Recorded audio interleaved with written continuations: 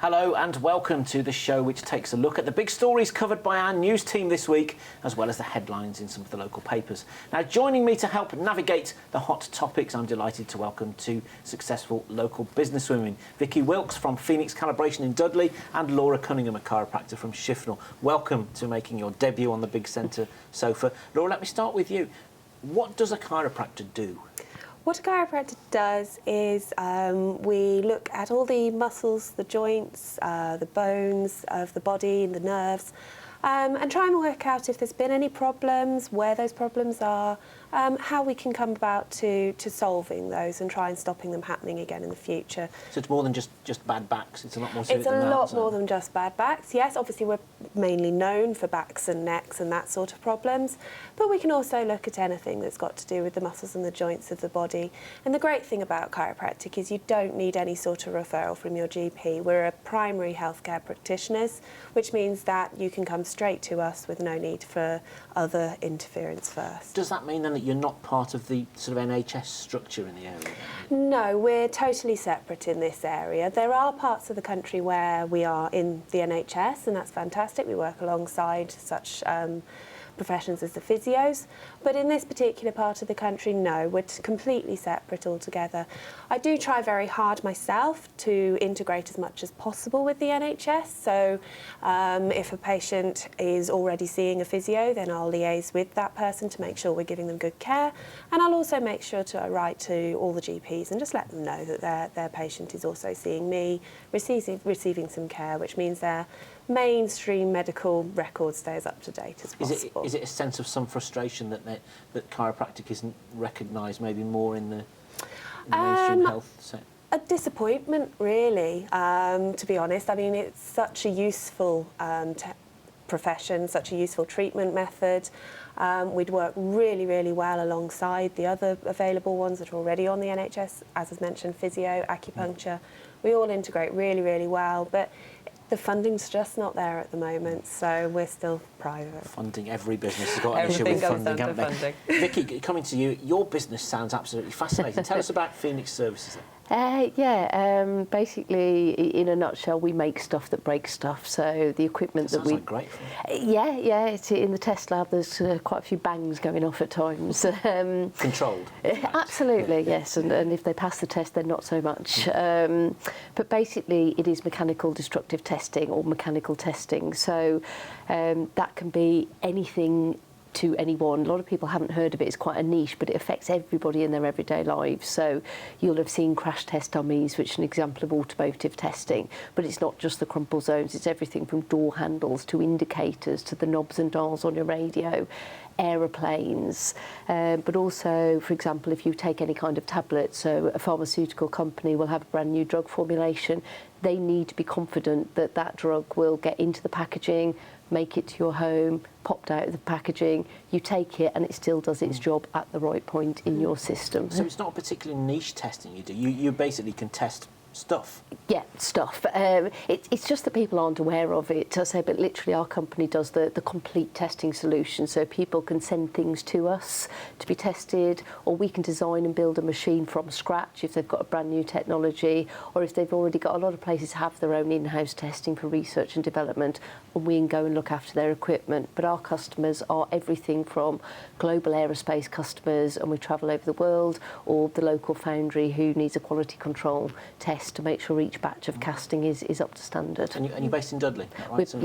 Always been based there? Yeah, we are a very small company. There are multinational competitors who sort of produce what I would class as a standard catalogue product, but where Phoenix really specialises is that we will design and build to your exact specification. So we work very closely, very much in the R&D, high advanced engineering, high technology sort of fields.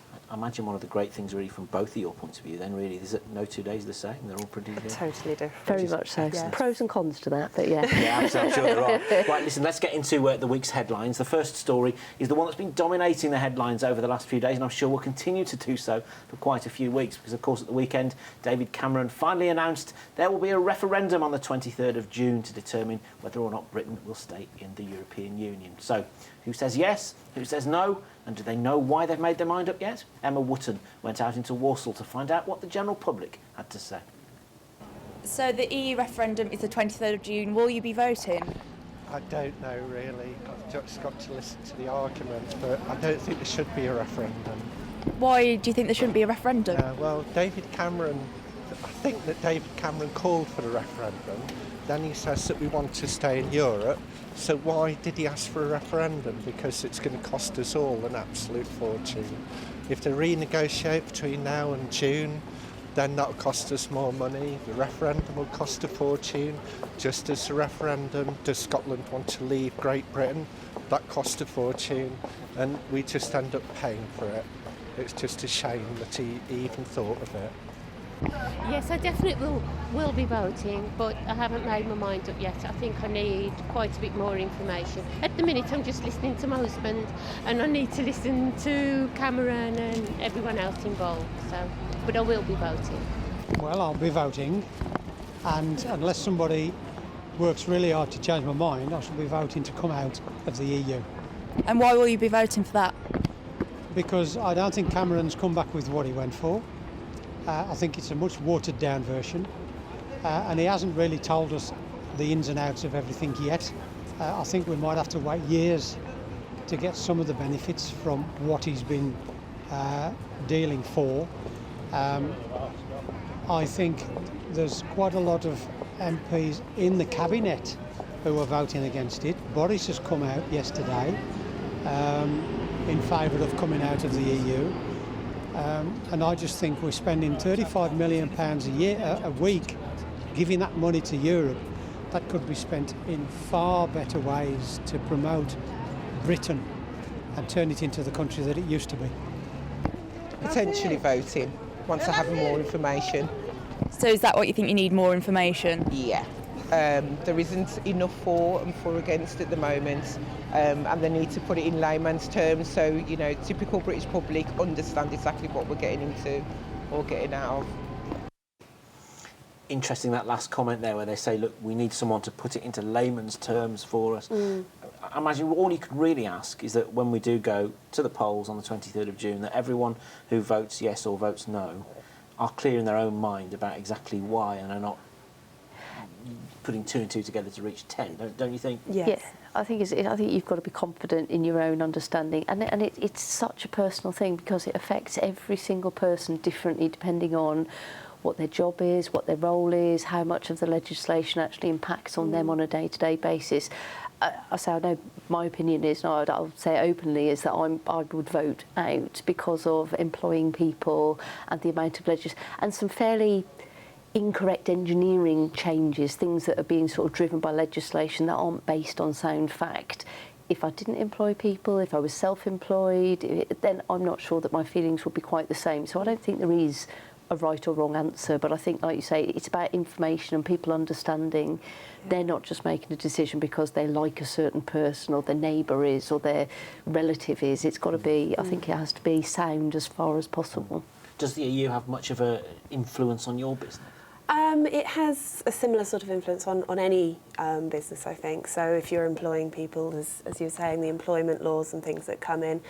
As a profession, I don't think it has a huge impact as yet, but we haven't had all the information through yet, so we simply don't know what sort of impact it will have on our lives generally, as well as personally as a chiropractic profession yet. Do you sense that your profession is hanging on every word from the in or the out campaigners? I think my profession's always doing that. Yes, there's a lot of...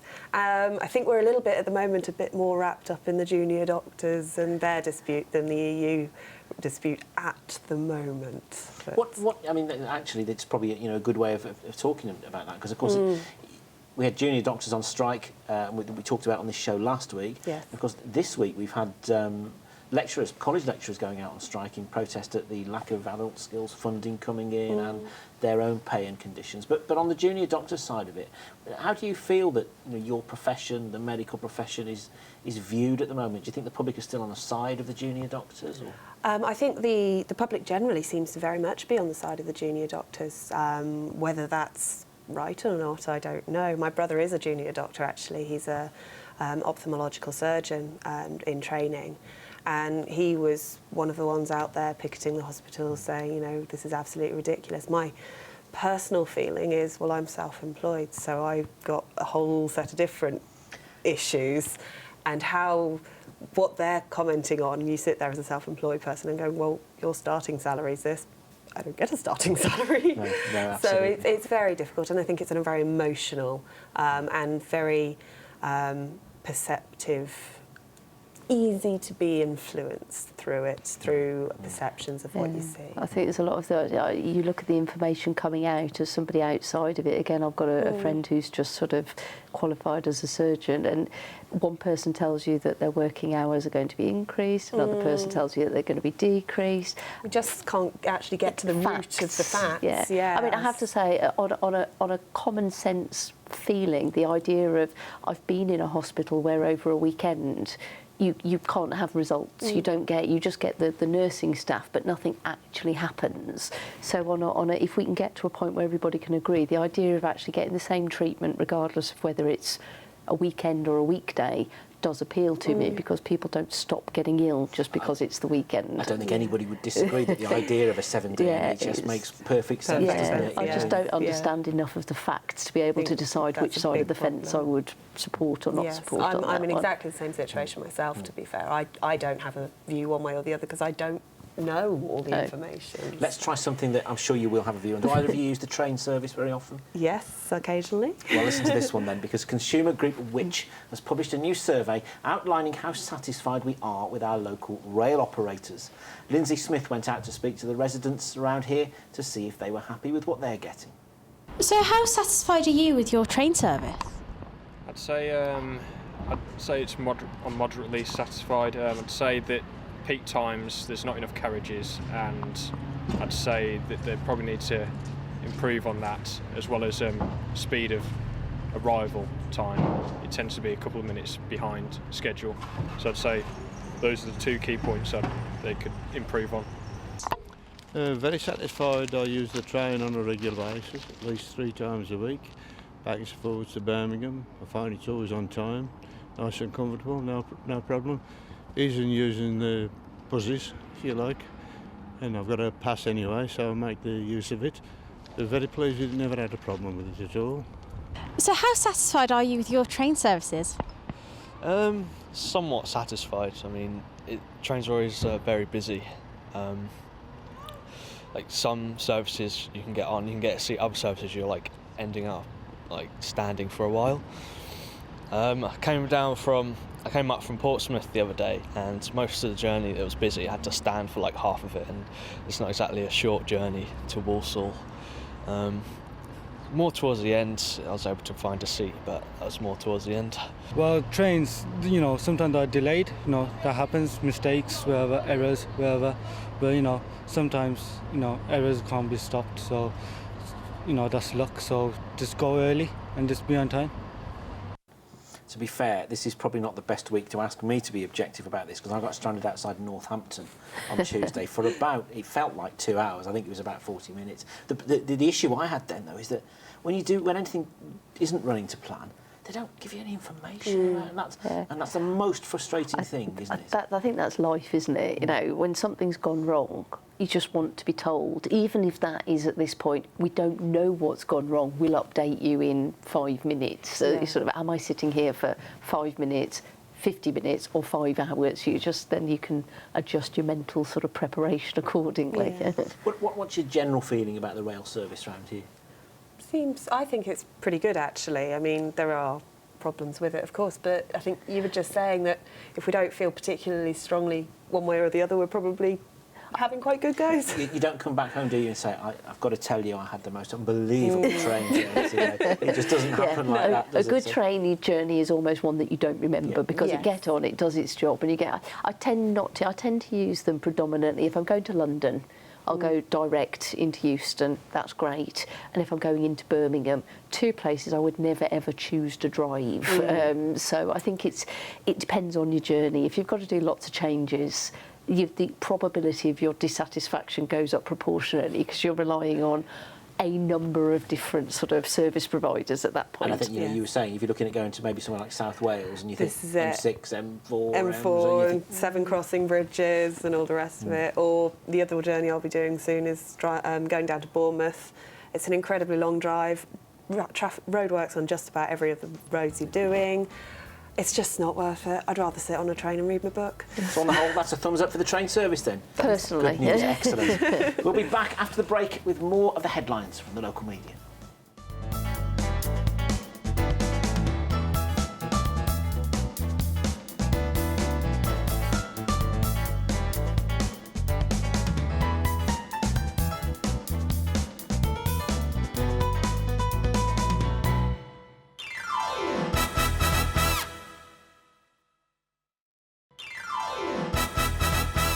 Welcome back to The Week. Now, youngsters across Birmingham have been donning their tracksuits for the Turkish Airlines school games. Over 1,500 pupils took part. Our reporter Lois Swinnerton checked out the competition at the primary school event. Out of the classroom and into the sports hall, school children across Birmingham descended on Leachill's Wellbeing Centre as the Birmingham School Games returned for the 5th successive year. As well as motivating young children, the Games also highlight the importance of sport in schools. Our job as the Sports Partnership is just to make sure that schools really embed good quality PE and sport, and they recognise all the values that can bring. You know, kids are happier when they're getting a bit of activity and a bit of exercise in their day, and it can actually help them. It can help the behaviour in schools, it can help the grades of the kids. So we would say so, wouldn't we, as the Sports Partnership, but we absolutely believe it. So it's an easy sell. We just want to get more and more head teachers benefiting from all the great sport and PE they can put on. Launched in 2012 as an Olympic and Paralympic legacy, the Games aim to motivate young people to swap their school shoes for trainers. And what better inspiration than a Paralympic athlete? Alistair Patrick Heselton believes sport has no barriers. When you give a child a hockey stick or a ball, a tennis racket, they lose every barrier, and they're not confined to anything, and they don't see race, colour, creed. All they want to do is just enjoy sport together. And that's what's so fantastic about the school games, is that it's not such an individual event, but it brings every individual together and makes them into great teams. Aside from the sport itself, the things that it teaches you about life, the whole discipline, how you can deal with confrontational situations, and how you can actually search for excellence. For me, sport is just the best thing ever. And the younger you can start, definitely the better. Pupils from 20 primary schools across the city attended the finals, taking part in sports such as athletics, hockey and gymnastics, with additional opportunities for disabled youngsters. We always have about 2 or 3 of the activities for our disabled youngsters, and there's a lot of disabled youngsters in schools who don't get the chance. Actually, it's even more life-changing for them, and we have some disabled volunteers as well. So it's all about bringing young leaders together, because some of the leaders we've got here today are much older than the kids, but you see them and they're so mature, and they're getting a lot from actually volunteering in sport as well. And with Rio 2016 Olympic and Paralympic Games just around the corner, what better time than now to lace up, get up and go for gold. Lois Swinnerton for the Midland in Birmingham. I'm coming to you, Laura, straight away on this one, because I'm guessing that this must be absolute manna from your point of view to see people getting out from behind their laptops and their tablets and actually exercising. Absolutely. It's brilliant to hear that this is going on. Exercise is so important in everything we do. Everything I see in the clinic, all my patients, I'm forever telling them, if you want to stop this problem coming back, I'll get rid of it, but if you want to stop it coming back, you're going to have to take care of yourself, and that is partly going to be exercise and getting out there doing things. So do you see the fact that people's lifestyles have changed so dramatically over the last few years? Does that correlate with different kinds of complaints that people come to you with? Absolutely, yes. Of course, doing sports, doing professional sports especially, people get injured. So people go, oh no, I get sore knees. I think you were just saying you've had knee problems and things from playing football. So of course you're going to get injured when you're playing sports, it's possible. But the types of problems you get from sitting behind a desk 9 to 5, you end up with shoulder problems, you end up with neck problems, you get lower back pain, you get you know, all sorts of issues coming through. And then you go home at the weekend and you try and do your DIY jobs and you've lost all the musculature that supports your body. So you go and you try and pick up something off the floor and your back goes. You're strained. So, yeah, it's so important, and it's really good to see the young people getting out there and really having a go with the sports, because that's how to get into the habit. Start it when you're young and you'll be doing it for all your life, and it's brilliant to see. I went to a workshop a few weeks ago and they were showcasing these standing up desks. I was just going to You say, know, where you did it on I've got a hydraulic Vary platform, desk at so- work. Yeah, I have a, because we run our own business, I find it quite difficult during the week I don't get home to, so I have a personal trainer who comes to the house, and he browbeat me into investing in a Vary desk, and I have to say it's very good. Some days I'll sit there and think, oh, my back's aching a bit, and you can adjust it. You literally unclip it and stand up, and it feels so much better. You don't have to stand from 9 till 5. I can stand for sort of half an hour. So yeah, that would be. He did try and persuade me to get rid of a chair to get, and I said no. But just having that option to have sort of half an hour, 3/4 of an hour, and then I can put it down, and then I can stand up again. It's varying what you're doing, and it really does feel good. Well, the thing with the human body, we're not designed to do anything at all for longer than 20 minutes. So be it sat down, be it standing up, walking around, whatever you're doing, you're not supposed to do it for more than 20 minutes. So if you can change what you're doing, you know, spend 20 minutes sitting down, spend 20 minutes standing up. It's the perfect way to sort of manage your life. Well, I imagine you see a lot of repetitive strain type injuries coming to you. A fair few, yeah. Whether it's using the mouse on the laptop or just computer gaming and all sorts of... And usually it's more to do with the postures people adopt whilst they're doing those things. But yes, I've seen a number of, you know, tennis elbow is a classic one. That's a repetitive strain injury. Very rarely actually got from playing tennis anymore. But, you know, again, the weekend warrior of the DIY, going out and doing lots and lots of using a screwdriver, gets exact that muscle, and they'll come in and go, God, my elbow's killing me. And I think, well, that's because you did that for 3 hours. You've frightened the muscle to death that you haven't used for 3 years. Exactly. So, yeah, Exactly, So yeah. good to see everybody out and about. Brilliant. Now, this is a heartwarming story. A party of Rotarians are out in India to help in a mass polio vaccination campaign, and local man Phil Leeson is one of them. Well, Big Centre's Monica Plahar caught up with him before he left. 174 million children in India under the age of 5 were vaccinated yesterday in the second phase of the National Polio Programme. The country has been able to maintain its polio-free status for the past 5 years, making that giant leap from when India reported half of the world's polio cases. I hope to see that India will remain polio-free, and in fact polio is eradicated from the whole of the world, so it will just be a thing of history. Phil Leeson has been immunising children in India from polio for the past 3 years. The project is supported by Rotary, which made a pledge in 1985 to eradicate the disease. Over here, polio has been eradicated for quite a number of years, and so people in their 20s and 30s have got no concept of what polio is like. Whereas over in India, as I say, it's only been eradicated for 5 years, so people that are now have got children of their own have a knowledge of what polio was like. They've got brothers or sisters or people from the villages that they know have had polio, and so they're so grateful for people from Europe going out to prevent their children getting the terrible disease. Phil is one of thousands of volunteers taking action to prevent the disease in India, and is still as passionate as ever to make sure it never comes back. You go around the villages, they come out and they'll bring you little sweetmeats and things like that, you know, and they get very excited because you've gone there to prevent their children getting the disease. When first I went 3 years ago, one of the villages we went to, they hadn't seen anybody from outside India before, and the whole village came out.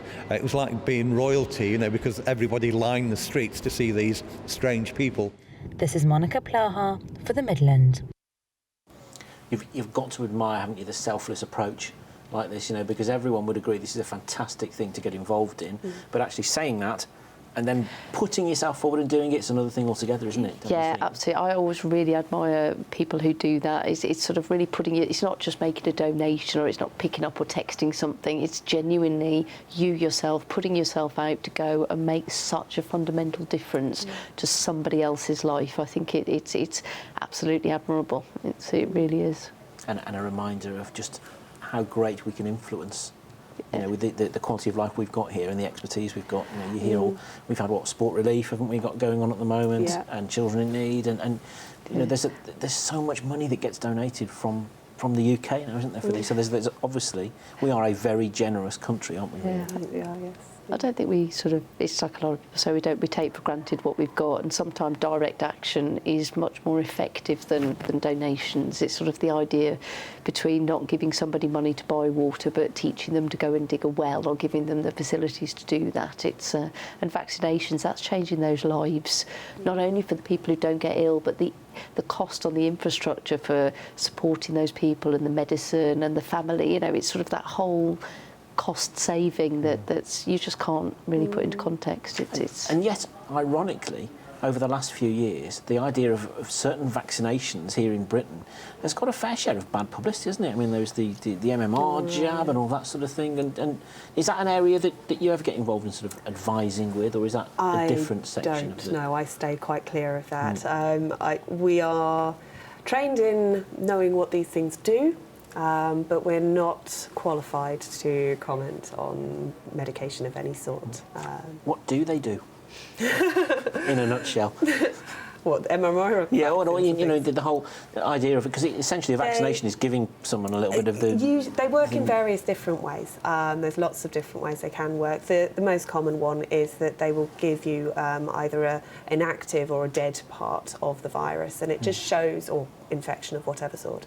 It just shows your immune system what it is, and your immune system then has a chance to build a response to it, but without any threat from the microorganism itself because it's inactive or dead. Because worryingly, again this week, we heard that Pauline Kafiki was back in hospital again with another strain or another reaction to the Ebola. It's the long-term effects that they've never needed to know about before because people haven't survived it.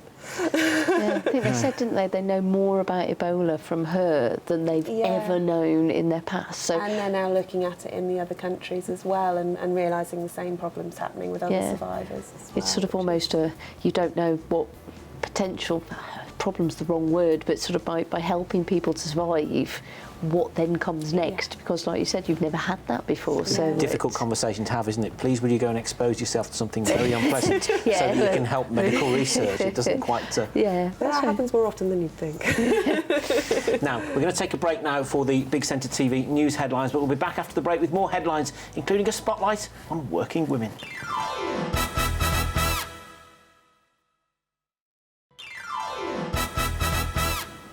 Welcome back to The Week. I'm joined still by Vicky Wilkes and Laura Cunningham as we have a look through the big stories that have been turning people's heads and making the headlines across the region over the past few days. Now, helpfully, I have two female guests this week. It's all been put together in a very clever way, you see, this programme, because the Black Country Living Museum has been sharing the history of the region's working women over the last few days. Visitors got a chance to learn about the jobs women had and how they lived at the start of the 20th century and how things have evolved since. Well, the event this half term is Anvils and Petticoats, so championing women of industry. So we've put together a trail for visitors to follow, looking at all different walks of life of the lady chain makers, nail makers, women that worked on the boats, so all different sorts of jobs that women would have done 100 years ago. How tough was it for women at this time? Very tough. I do a 6.5-hour day, which is a lot for us because we're relatively new to this particular trade.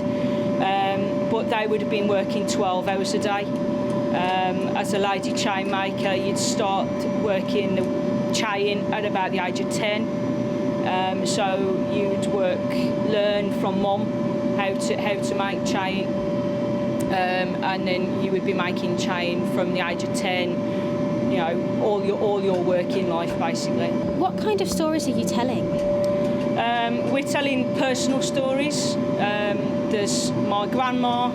My great-grandma was a lady chain maker in Quarry Bank, just a short distance from the museum. So I'm telling the story of her and how she brought up my granddad as a child in 1910. He would have been running around a workshop like this with Mum, making chain, thousands and thousands of links of chain a week. So I tell family stories and stories of our local history. How important is it to hear these stories and keep these experiences alive? It's very important to keep these the stories alive and tell these stories, because there aren't many chain makers left, ladies making chain. It's all made by machine now. So to keep this environment alive and to keep the stories of our history and heritage is very, very important, especially for future generations. The kids have been really interested to see hot metal work, but being worked by a woman, not a man. We've had male chain makers here for a long time, but not a woman, so it's very different, and people have really, really enjoyed seeing it.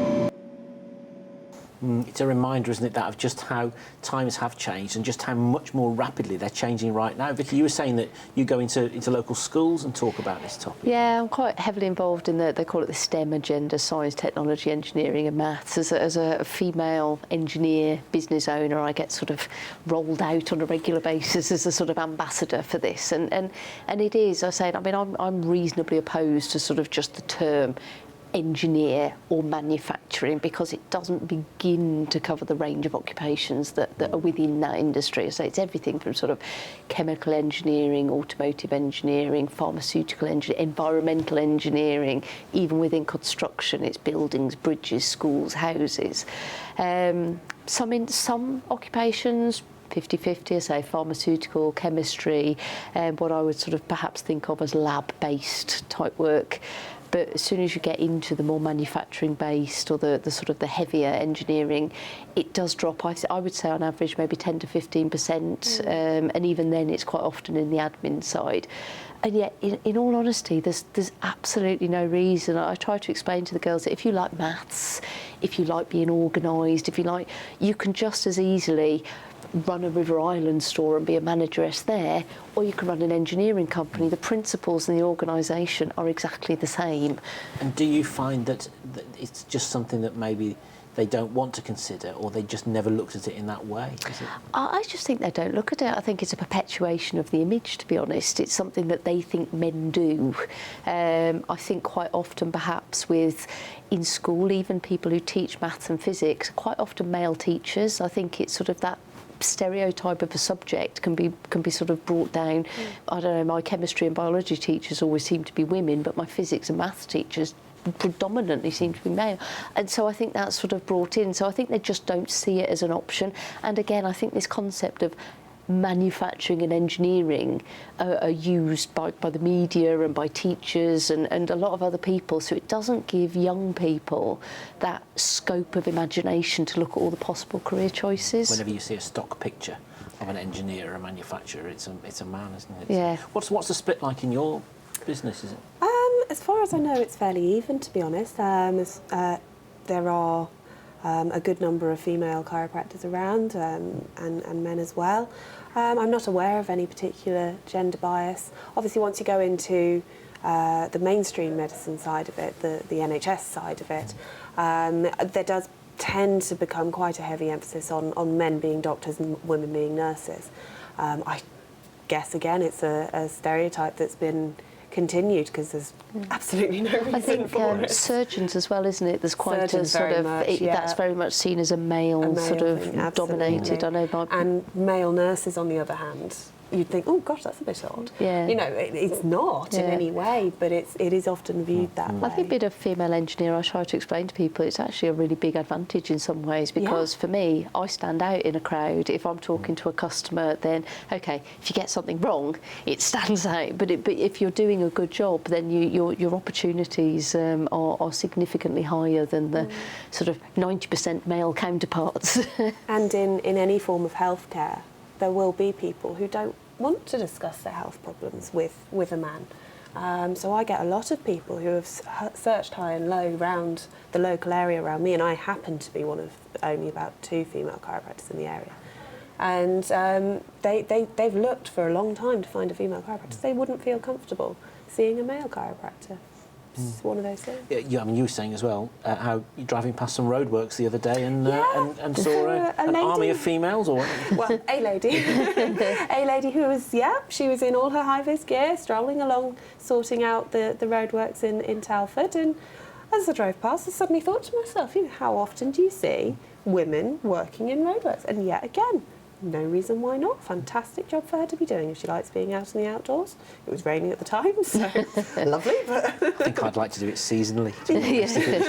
Only on nice days. Yeah, exactly that. Now, are either of you social media experts, tweeters or Facebookers or Instagrammers? Or Facebook. Yeah, Twitter and Facebook. Let's see if you can relate to this one. Now, I'm not going to ask you about football, but Wolverhampton Wanderers, a team which I support, are not doing very well at the moment. They've got a player called Rajiv van La Parra, who has got a bit of a love-hate relationship with the supporters, and he took to Instagram this week to say this. He said, 1 week they love you, next week they hate you, both weeks I got paid.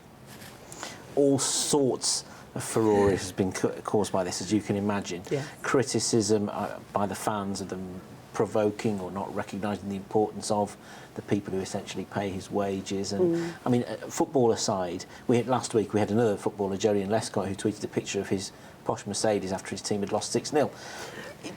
Just the issue is, how careful are you about what you decide to share on social media, whether it's Facebook, whether it's Twitter? Unbelievably careful. Yeah. Everything you are going to write, everything, you have to remember anybody can get hold of that. Yeah, and I suppose particularly with you, I know anybody in sort of teaching or medical professions has to be extraordinarily careful, because if anybody can identify, if you've had a particularly difficult patient or something, it's an awful day, or you've really got to be. Yes, you can't even begin to sort of go into any specific patients because of confidentiality, but also just from whatever you do, you're an ambassador for your profession, be it medical, be it engineering, for that horrible word. And anything you say can reflect well or badly on you and on your profession. You're supposed to look, aren't you, now, if you're employing somebody, that you look for them on Facebook and see what kind of things. It's a bit harsh, perhaps. Somebody's private life is their private life, but it can come back and haunt. But it is a thing, if you, I don't know whether it would be the casting vote. If you've got 2 great candidates, 1 job, and you do your due diligence and you research them, and you find that one of them is posting on Facebook all sorts of strange and crazy things about what they do on their Saturday nights. It's a published item of public record. We had a disciplinary offence a few years ago where somebody was harassing another member of staff through Facebook, which was sort of, really? It's amazing. It's what they didn't seem to realise is, well, that's printed out. It's in black and white. You can't. It's not something you said that could be sort of denied. Did I or didn't I? It's there. You wrote it. It's sort of foolish. And it can reach an incredible number of people. I mean, there were quite often these campaigns on Facebook. If I wanted to prove to somebody that we could get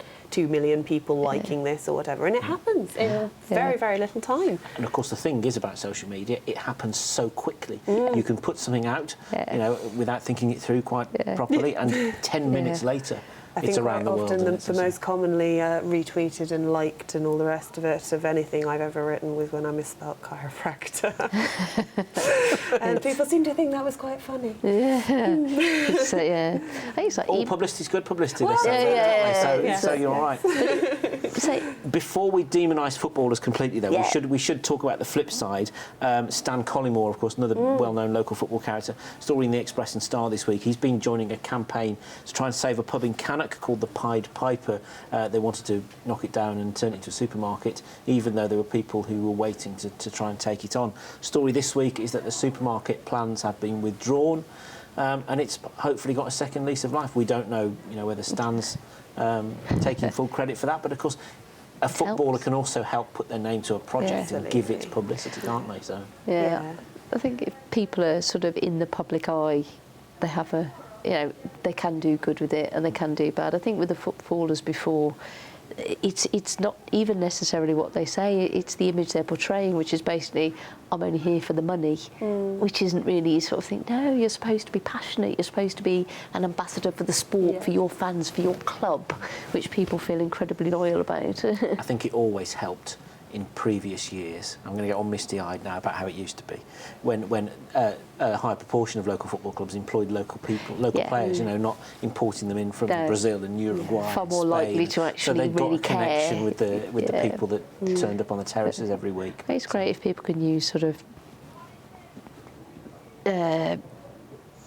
their profile. To actually sort of make a difference. It's great too, though, to see a pub not automatically being shut down and getting fantastic. Well, you're talking, you know, you've been based in Shifnal. This is one of the fastest growing towns in the West Midlands at the moment, really isn't it? There's so much building work going on at the moment. There's always new plots being put up and advertised and things, which can be an extremely positive thing. I mean, it's brought such a fresh face to the town.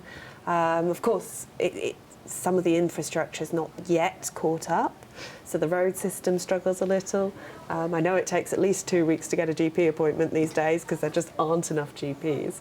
But yeah, it's really, really growing fast around there. You know, we carried a piece on Big Centre a couple of weeks ago about a campaign to increase the frequency of the train service to Wolverhampton, recognising the growth of the town. But barely a week seems to go by without Shifnal appearing in the local media, and there's protest groups, some people claiming that the town's growing too quickly, some people claiming that the houses are being built but in the wrong place or the wrong kinds of houses. Or yes, I think there's always going to be the ones of people going, oh no, it's not what I had in my mind, and the classic not in my backyard scenario, isn't it? You know, they don't want their town built all over, but the housing's got to go somewhere, and personally I feel they're doing a marvellous job. That some of the houses that they're building look beautiful. I only recently moved there myself, and I was looking at some of them when I was looking to purchase in the area, and they're lovely, lovely houses. what's the situation like over Dudley? Are you seeing quite a lot of green fields disappearing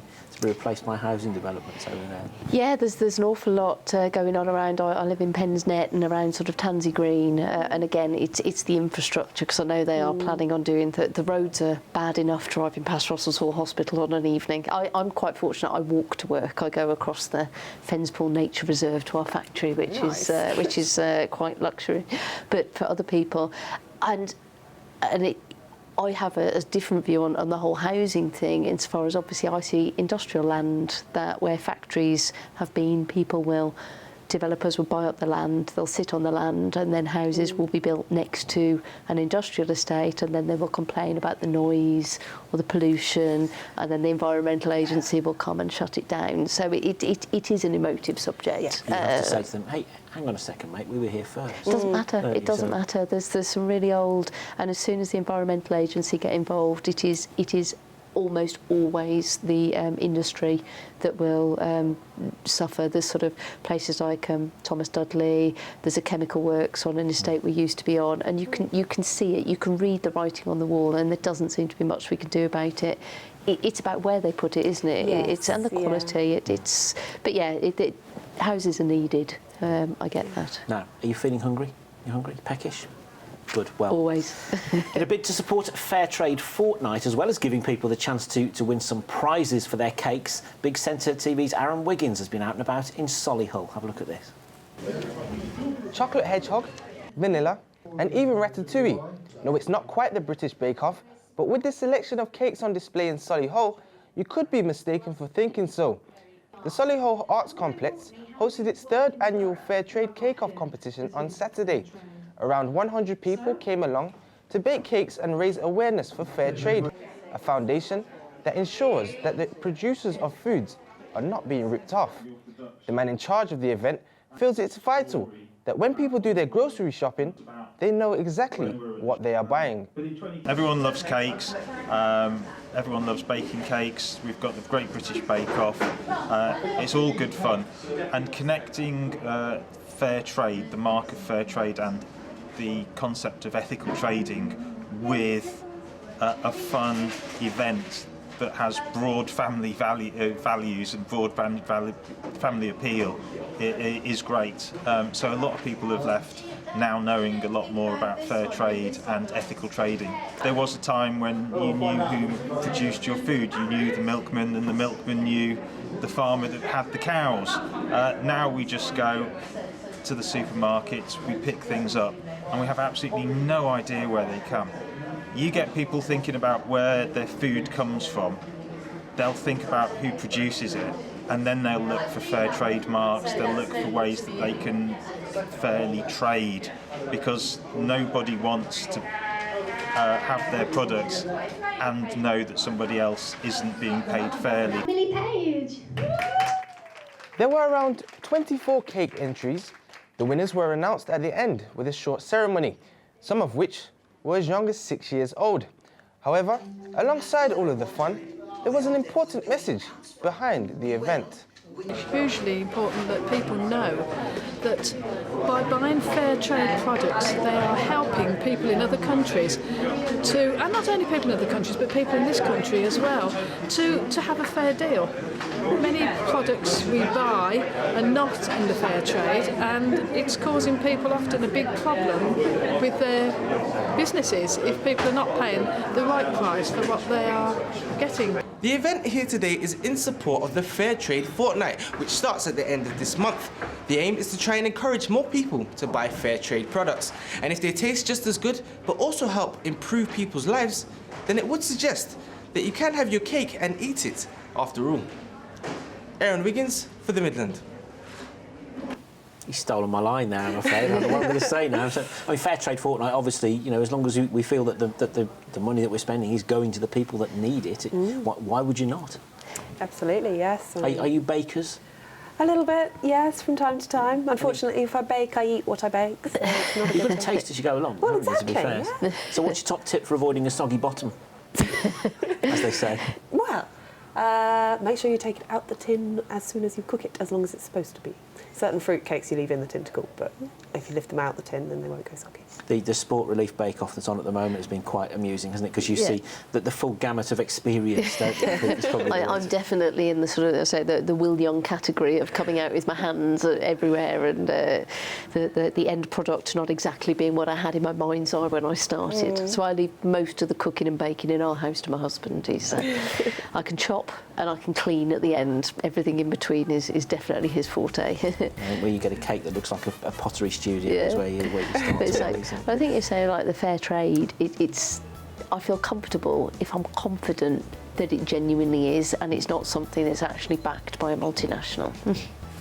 Well, we've got to leave it there, I'm afraid. Good luck with your baking and with your businesses. Thank you for joining us. That's all we've got time for on The Week, I'm afraid, for another 7 days. Don't forget, email us. theweek@bigcentre.tv is the place if you've got something you'd like us to raise next week.